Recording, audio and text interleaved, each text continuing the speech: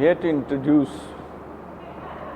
a 2-volume book on Srinagar titled Sheher Kashmir, its cultural source mapping. The book is about essentially vernacular architecture of the city of Srinagar. Srinagar city, as most of us know, is an ancient city or one of the ancient cities, essentially a Buddhist city. Went through many phases but retained the essential character of Buddhist architecture, which transformed into temples. But this style of architecture received a lot of impetus or a kind of a revival during Islamic rule. And during that period, the shrines of Muslims were built or started to be built in the style of Buddhist shrines. Wooden as a lead material, truffled, terraced, and that was perhaps, to our understanding, an assertion of the past, rather the glorious past of the city. However, over a period of years, this style of architecture also became vernacular.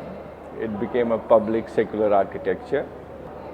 But as happened to many other cities in the subcontinent, this city started losing its architectural character because of modern interventions.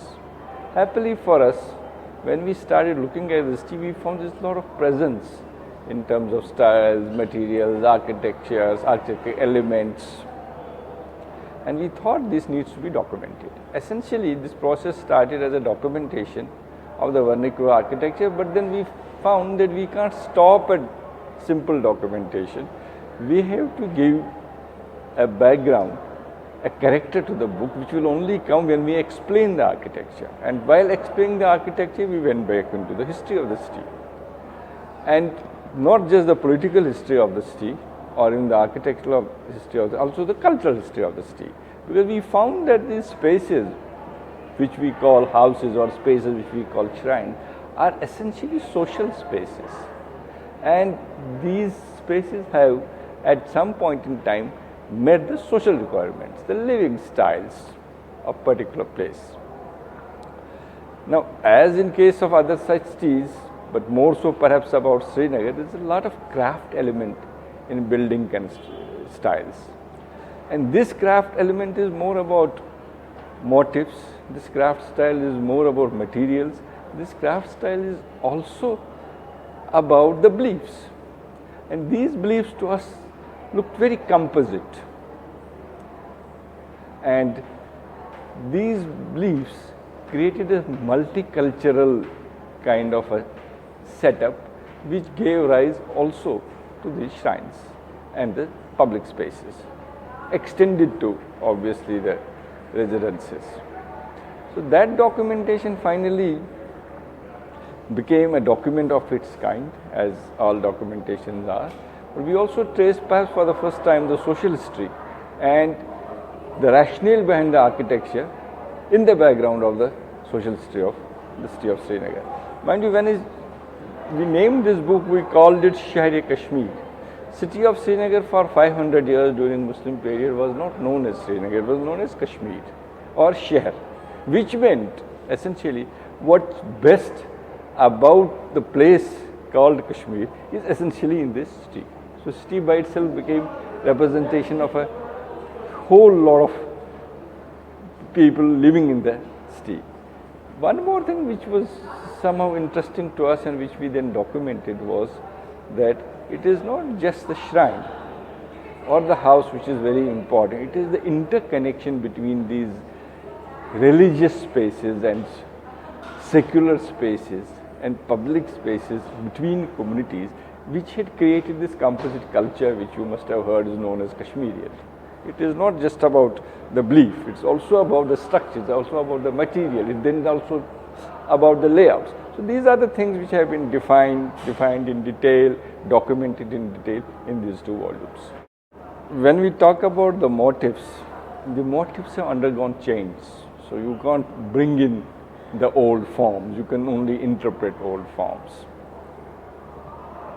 Buddhism traveled to China through Kashmir, not from China. At some point in time, when Kashmir was part of Kushan Empire, and Kushans were the biggest Buddhist empire in northern part of the subcontinent. So there's a lot of Chinese impact, which is linked to the interaction between Kashmir and China. Like dragon is something which is very peculiarly found in Kashmir crafts. In paper mache you will find dragon. In wood carving you will substantially find dragon. Even in embroidery forms you will find dragon dominantly present, which is essentially a Chinese motif, but we don't really know if it is Chinese, because the impact of Kashmir on Chinese art forms has yet to be documented, but there is a similarity in both these things. The third thing about dragon in terms of Kashmir is also not just Buddhist. In Kashmir, Nagas have been the ruling clan. In fact, all our water bodies emanate from a place which is known as Nag. Nag has now become synonym with the spring, and Nag is also a serpent. Serpent transformed into dragon. So there is a whole lot of connectivity which you can see between the Buddhist art form. The biggest being the shrines of Srinagar. The biggest being shrines of Srinagar, and I won't say now, but till late, this was the only Islamic element in a shrine outwardly was facing Qibla. Otherwise, the shikhara, the terraced roofs, are so authentically and so purely Buddhist that you don't need to go further into the details. Well, in absence of written material, you can only interpret, which we have done. You are asking about the impact of Islamic art forms. Well, I don't know what's purely Islamic, because geometric designs are something which are found in Muslim shrines, in ceilings, in walls. And geometric designs, as must have been known to everybody, are essentially a Central Asian art form. Because there was a prohibition or a reservation or a restriction on human forms, animal forms, they took up the geometric forms. But we don't really know if geometric form is Islamic. Geometric form also had its roots in Jewish architecture. So forms travel from place to place. But so far as we are concerned, the first impact of Islamic designs was that the animal forms were not encouraged and they are not present. But during Mughal period, we have some shrines where we have dominant animal forms in terms of lions. In our paper mache, the hunting scenes, which are the secular part of Islamic architecture. This is a misnomer that Islamic architecture does not have animal figures.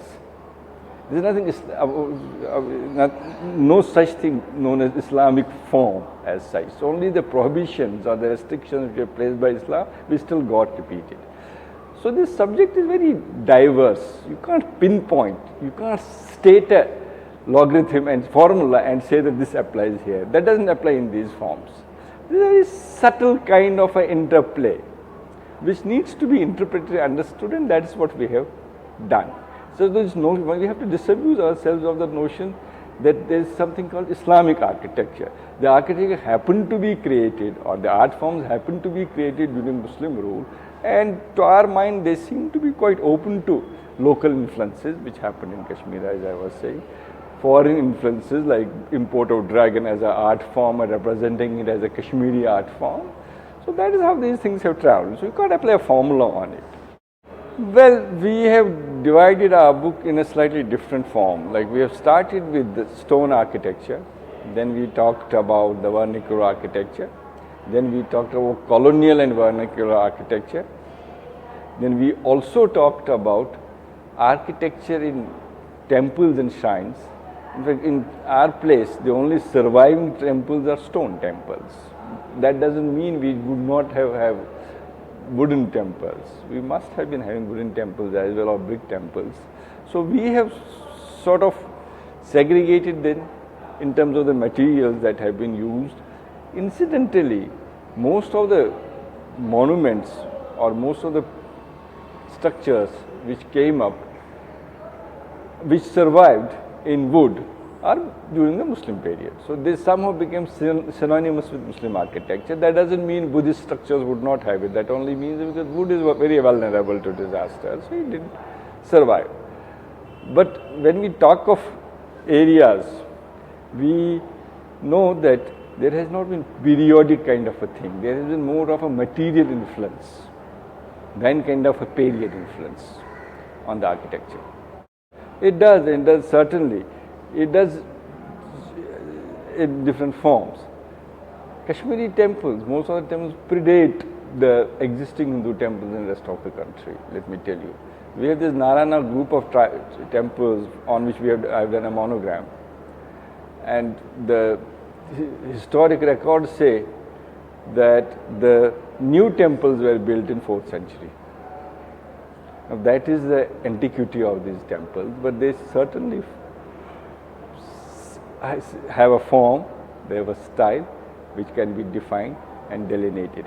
One essential thing about this temple is this terraced and trifled roofs, which you wouldn't find in temples in the rest of the India, even in areas where you had very dominant Buddhist influence. That's because this architecture was styled on local traditions and sort of localized, which then got transferred to the Islamic architecture. Well, I won't say it is meant for an academic, but obviously architecture is a specialized interest. It is perhaps meant for someone who is informed, who is discerning.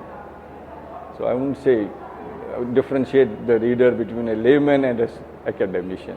An informed reader would certainly enjoy this book, especially so because there is a lot of historic interpretative content in it, which has not been tried before.